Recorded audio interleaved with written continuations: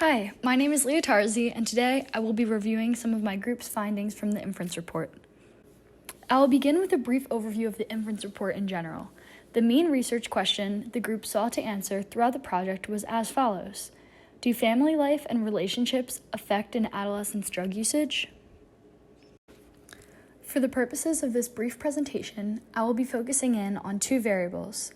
The first is the number of days in which the respondent smoked cigarettes in the past month. This is the quantitative response variable. I will be also working with the categorical explanatory variable, which is the amount of attention from parents in relation to siblings. Through this part of the analysis, the group was working to distinguish if the amount of attention from parents had an effect on an adolescent's smoking habits. This is a section of the Inference report that I will be focusing on for the remainder of the presentation.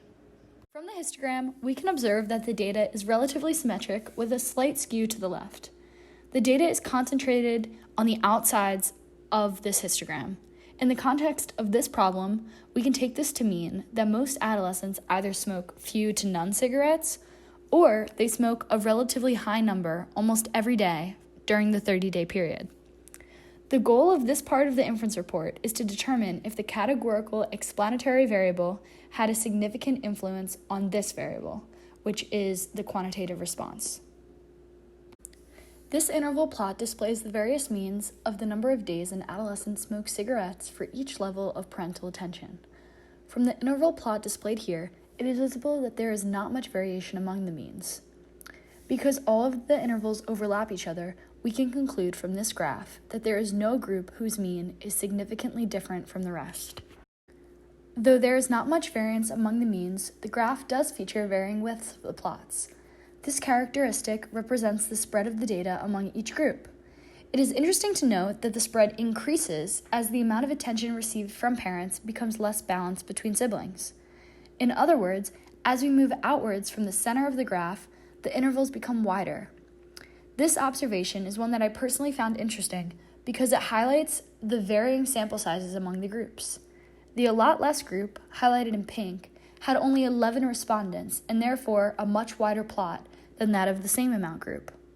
11 is a very small sample size compared to the same amount group, shown in blue, which collected data from 664 respondents. Before proceeding with the ANOVA test, we must first check that the conditions are met. In this case, they are for the most part. 1, we have an independent simple random sample from each population. 2, regarding the distributions for each population, we cannot assume that each of them definitely have a normal distribution due to the scaling of the histograms and because this variable is bimodal. However, due to the robust nature of the ANOVA test, there is some room here, meaning that even if there is some skewness, as long as we have 4 to 5 observations from each group, we can run the test. We do have more than 4 to 5 observations for each group. Lastly, from the standard deviations shown in the rightmost column of the table, we can observe that the values are all close to each other, indicating that the third condition is met. The null hypothesis here is that there is no significant difference between the means. The alternative hypothesis is that at least one mean differs. An ANOVA test, analysis of variance, was conducted using Minitab software, and the results are shown in the table. We use this type of test because we are comparing means of a single quantitative variable, in this case, the number of days the adolescent smoked cigarettes, for multiple different populations. For this example, the populations are the 5 groups based on levels of parental attention.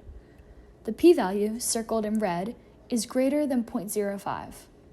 Thus, we fail to reject the null hypothesis, meaning that there is no significant difference in the mean number of days the adolescents smoke cigarettes based on the attention that they receive from their parents.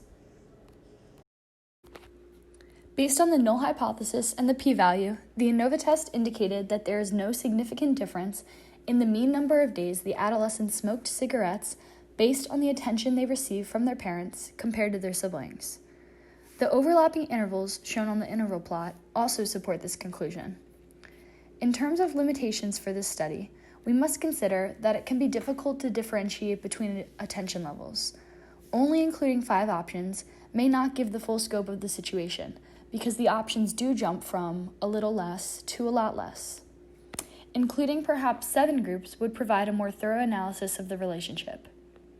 Another limitation is that the quantitative variable is bimodal, which could have affected the ANOVA test. So in conclusion, there is no significant difference in cigarette use based on parental attention levels from the sampling data that we used and the analysis in this report.